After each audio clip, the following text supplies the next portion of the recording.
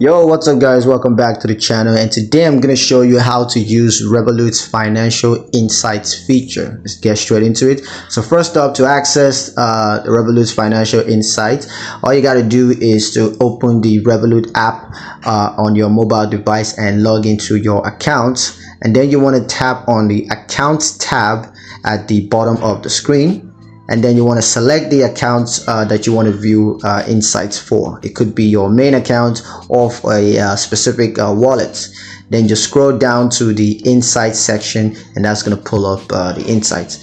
So to use Revolut's financial insight, you can view your spending breakdowns.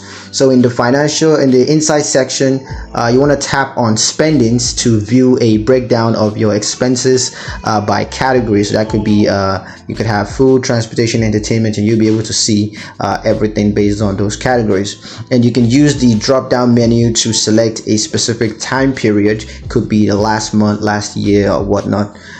Second, you can also use it to track your income. So you can just tap on income to view a breakdown of your income by sources. So that could be by salary, investment, sales, and whatnot.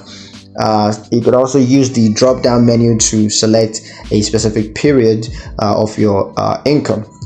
You can also monitor your expenses. So if you want to monitor your expenses, just tap on expenses to view a list of your recent transactions. And you can use the search bar to find specific transactions and just tap on a transaction to view more of its details. And you could also set budgets and alerts. So if you want to do that, just tap on budgets to set budgets for specific categories, and you can use the slider to get to set a budget amount.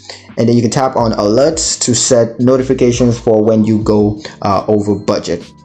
You can also use it to view your financial health score. So you can just tap on financial health to view your financial health score, and you can use the score to track your progress over time. So yeah, that's pretty much it on how to use Revolut's financial insight features.